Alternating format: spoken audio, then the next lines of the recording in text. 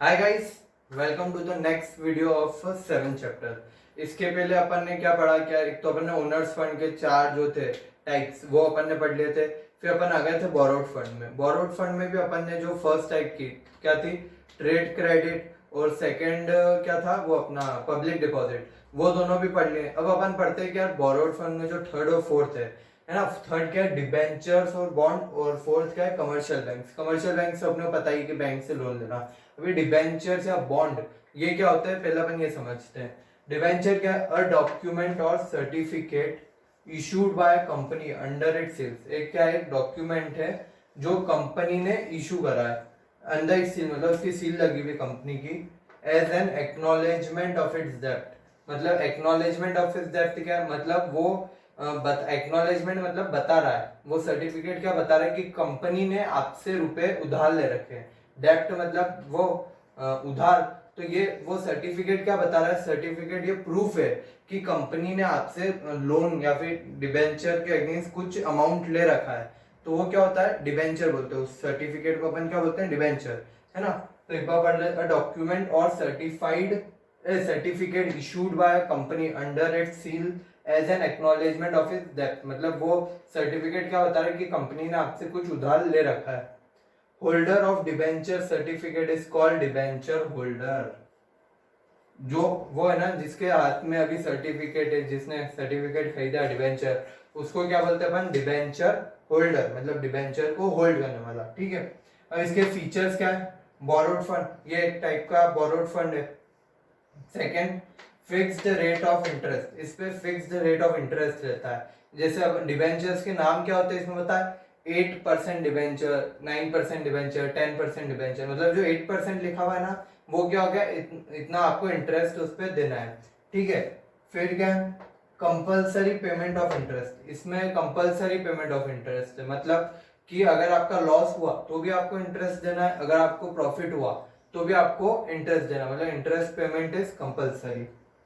फिर सिक्योरिटी, ये सिक्योर्ड होते हैं, आपको कोई ना कोई एसेट, मतलब फैक्ट्री हो गई या फिर ऑफिस हो गया या कोई लैंड हो गई, प्लांट एंड मशीन हो गई, कुछ ना कुछ ऐसी चीज आपको गिरवी रखनी पड़ती है डिबेंचर्स के अगेंस्ट। अगर आप डिबेंचर्स के थ्रू आप रुपए ले रहे हो तो आपको कुछ ना कुछ गिरवी रखना पड़ेगा, तभी आप डिबेंचर्स इशू कर पाओगे। मतलब वो सिक्योर्ड है। अगर कंपनी रुपए नहीं दे पाई लोगों को, तो क्या लोग वो एसेट्स के ऊपर अपना कब्जा लेके एसेट्स बेच देंगे और जो भी रुपए आएंगे वो आपस में बांट लेंगे। ठीक है, मतलब ये क्या है, सिक्योर्ड है। फिर रिडीमेबल, मतलब कि डिबेंचर्स रिडीमेबल होते हैं, इनकी भी एक लाइफ रहती है फिक्स कि इतने टाइम के लिए आप डिबेंचर इशू कर सकते हो, उसके बाद आपको डिबेंचर्स को रिडीम करना पड़ेगा। नो वोटिंग राइट, डिबेंचर्स जो रहते हैं ना उनके पास कोई वोटिंग राइट नहीं रहता है। क्यों? क्योंकि यार बोरो करा अपन ने, ओनर्स तो है नहीं डिबेंचर होल्डर्स। ठीक है, ओनर्स को अपने इक्विटी शेयर होल्डर्स रहते हैं, मेन ओनर्स, है ना। तो उनके पास रहता है वोटिंग राइट, और इनके पास डिबेंचर होल्डर्स के पास कोई वोटिंग राइट नहीं है।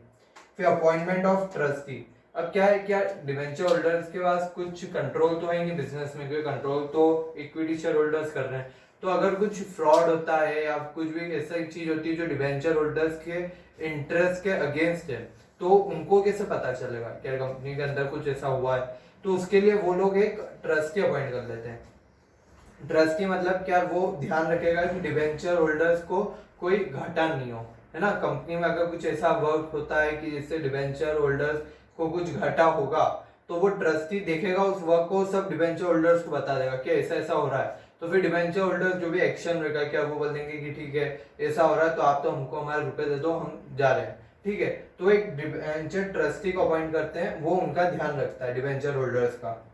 ये क्या अपन ने फीचर्स पढ़े, ये फीचर्स क्या अपन पढ़ते हैं, इसके मेरिट्स क्या है, एडवांटेजेस क्या है। लो कॉस्ट, लो कॉस्ट क्यों?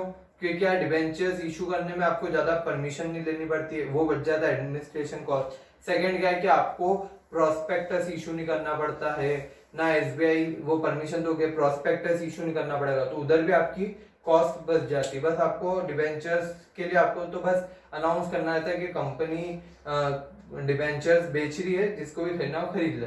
तो बहुत सारे बड़े बड़े इंस्टीट्यूट से वो डिबेंचर जल्दी बिक जाते हैं उनके।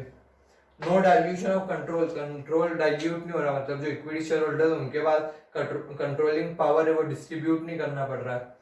Attract large number of investors, इसमें क्या है कि जो कंजर्वेटिव अपन ने पढ़ा था ना, कि कंजर्वेटिव होते हैं जो रिस्क ज्यादा बियर नहीं करते हैं, वो डिबेंचर्स में लगाते हैं। तो ऐसे बहुत सारे लोग हैं जो डिबेंचर्स में लगाते हैं, क्यों? क्योंकि एक तो इंटरेस्ट अच्छा देता है 10% 12%, और ये सिक्योर्ड है, क्योंकि पब्लिक डिपॉजिट क्या सिक्योर्ड नहीं थी, है ना। उसमें क्या हो रहा था कि यार बिना कोई सिक्योरिटी का आपको कंपनी को देना, पर यहाँ तो आप सिक्योर्ड हो, आपके रुपए कहीं नहीं जाएंगे। Interest is treated as expense, मतलब आपको टैक्स बेनिफिट मिल जाएगा, है ना। कि अगर टैक्स बेनिफिट कैसे मिलेगा, मान लो आपने 1000 करोड़ कंपनी ने कमाया, ठीक है, और वो इंटरेस्ट कितना पे कर रही है 200, ये उसने इतने कमाए, इंटरेस्ट कितना पेगा 200, बचा कितना 800। अब उसको 800 का 30% कितना होता है 240 टैक्स पे करना है, ठीक है। अब क्या 240 को टैक्स पे करना पड़ रहा था, पर पहले क्या हो रहा था उसको 300 पे करना पड़ रहा था टैक्स के लिए। अगर 1000 कमा रहा था और वही 1000 रुपए कहीं से कमा रहा था, वो इक्विटी से कमा रहा था, तो उसको क्या 1000 रुपए डायरेक्ट इक्विटी का डिविडेंड एज ए एक्सपेंस नहीं मानते अपन, तो ठीक है, वो फिर 1000 रुपए 30% टैक्स भर देता, तो 300 रुपए उसको टैक्स भरने पड़ते हैं, ठीक है। अभी क्या हुआ, उसने अगर डिवेंचर्स ले लिए, तो डिवेंचर्स को 200 रुपए इंटरेस्ट दिया, तो 200 रुपए इसमें से इनकम में से माइनस हो गया वो, तो इनकम कितनी है आपकी 800, अब 800 पे टैक्स कितना बना 240, मतलब 240, तो ये क्या आपका टैक्स बच गया, पहले 300 आपको पे करना पड़ रहा था, अब टैक्स कितना 240 पे करना पड़ रहा है, तो ये फायदा हो गया आपका। Low rate of interest, debentures low rate of interest पे भी मिल जाते हैं, क्यों? क्योंकि ये सिक्योर्ड है, पब्लिक रिलाय ज्यादा करती है, तो पब्लिक बोलती है ठीक है थोड़ा इंटरेस्ट कम मिल रहा है तो भी चलेगा, पर हमारे रुपए सिक्योर्ड है। फ्लेक्सिबिलिटी क्योंकि डिवेंचर्स एक तो आप बेच भी सकते हो, डिवेंचर अगर आपको नहीं चाहिए तो आप स्टॉक एक्सचेंज के बाद जाओ आप सेल कर सकते हो, क्या मेरे को नहीं चाहिए तो सेल कर दो। कंपनी प्रोस्पेक्टिव से भी फ्लेक्सिबल है, क्यों? कि कंपनी ने अगर 10 साल के लिए डिवेंचर्स इशू करे, है ना, तो कंपनी चाहे तो वो 5 साल के अंदर भी उनको फिर से डिवेंचर होल्डर से उनको फिर से उनके रुपए दे देगी और डिवेंचर्स ले लेगी, ठीक है। तो ये क्या फ्लेक्सिबल है कंपनी पॉइंट ऑफ व्यू से भी, इन्वेस्टर पॉइंट ऑफ व्यू से भी। डीमेरिट्स क्या होगा, फिक्स्ड ऑब्लिगेशन। फिक्स्ड ऑब्लिगेशन कैसे, कि कंपनी को फिर इंटरेस्ट पे करने की ऑब्लिगेशन है, लॉस हुआ कितना ही बड़ा लॉस हो जाए तो भी आपको इंटरेस्ट देना ही पड़ेगा डिवेंचर होल्डर्स को। फिर क्या, रिडक्शन इन क्रेडिटेबिलिटी, मतलब इसमें क्या आपने वो कर लिया, सिक्योरिटी रख दी कुछ, मतलब कोई भी एसेट आपकी आपने सिक्योर्ड करा ली, तो अगर आपको अब बैंक से कोई दूसरा लोन लेना है तो अब वो एसेट आप एज अ सिक्योरिटी बैंक के पास यूज नहीं कर सकते हो, तो इससे क्या हो आपकी क्रेडिटेबिलिटी कम होगी, क्रेडिट लेने की क्षमता। क्रेडिटेबिलिटी क्या होती है, क्रेडिट लेने की क्षमता, है ना। तो आपने डिबेंचर्स के रूप में अगर क्रेडिट ले लिया है, मतलब आपकी कोई ना कोई एसेट उससे आपने सिक्योर्ड करी तो ही डिबेंचर्स इशू कर पाए, तो अब आपको अगर आगे कहीं रुपए की जरूरत पड़ती है तो वो एसेट आप वो नहीं कर पाओगे, किसी और लोन लेने के लिए यूज नहीं कर पाओगे, तो इससे क्या आपकी क्रेडिटेबिलिटी मतलब लोन लेने की क्षमता कम हो गई है। चार्ज ऑन एसेट्स, एसेट्स पे आपने चार्ज मतलब सिक्योरिटी आपने क्रिएट करा लिया एसेट्स के ऊपर, और no voting right, debenture holders को कोई वोटिंग राइट नहीं मिलता है। ये क्या हो गया डिबेंचर्स और बॉन्ड्स। अब अपन थोड़ा अभी तो नहीं, 12th में अपन पूरा पढ़ते क्या डिबेंचर्स भी बहुत सारे टाइप के होते हैं, 3 4 5 टाइप होती है इसके अंदर, वो अभी अपना मैटर नहीं, अभी तो अपने वही यही पढ़ना था इसके क्या फीचर्स क्या है, एडवांटेज क्या है, डिसएडवांटेज क्या है।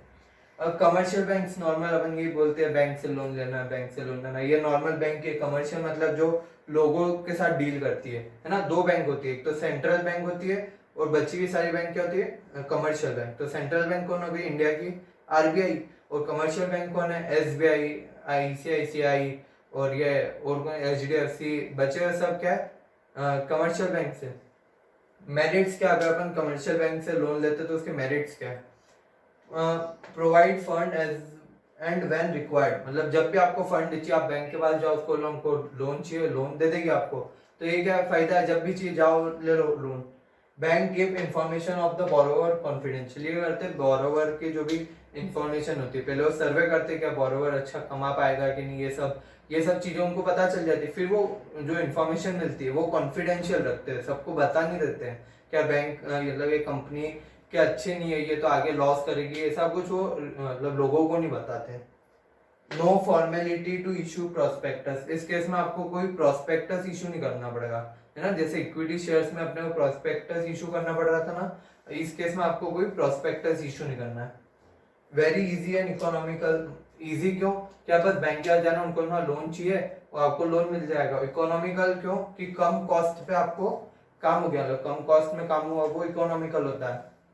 फ्लेक्सिबल, जब आपको रिपे करना हो, अगर आपने दो साल कर लिया, आपने एक साल में ही रिपे कर दिया तो ठीक है, आपको एक साल का इंटरेस्ट लगेगा, आप जब चाहो रिपे कर सकते हो। डिमेरिट्स, इसके भी डिमेरिट्स है, क्या है? Generally for short period, mainly क्या शॉर्ट पीरियड के लिए मिलता है कमर्शियल लोन। तो अभी अभी जैसे अभी भी एडवांस हो रहा है, अपना इकोनॉमी एडवांस हो रही है, तो इससे क्या हुआ कि अभी पहले तो शॉर्ट टर्म ही मिलता था 2-3 साल, फिर अभी बढ़ने 5 साल, 10 साल, 20 साल, ऐसे मतलब लॉन्ग टर्म के लिए भी धीरे धीरे मिलने लग गया लोन, ठीक है।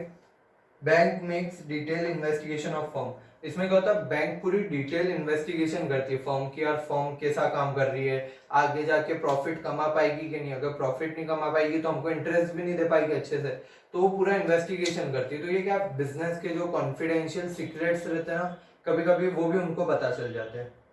बैंक में put restrictions and different terms and condition, bank क्या करती है कभी कभी कि यार कुछ रेस्ट्रिक्शंस लगा देती है, बोले कि यार हमें 1 करोड़ रुपए दे रहे हैं, मतलब रिलायंस, मतलब अंबानी जी गए, उन्होंने बोला मेरे को लोन चाहिए, उन्होंने ठीक है लोन ले लो, उन्होंने 1000 करोड़ का लोन लिया, तो बैंक ने क्या एक कंडीशन रखी कि सर ये जो लोन है आप आपके ऑयल सेक्टर है ना, रिलायंस ऑयल है, आप उसमें नहीं यूज करोगे। क्यों?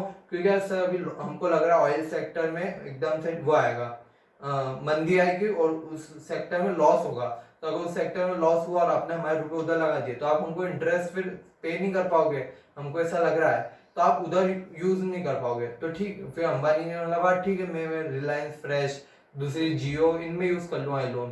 तो ये क्या, वो कभी रेस्ट्रिक्शंस लगा देते हैं, कुछ टर्म्स और कंडीशंस रख देते हैं कि यार ये आपको फॉलो करनी पड़ेगी तो ही हम आपको लोन देंगे, ठीक है।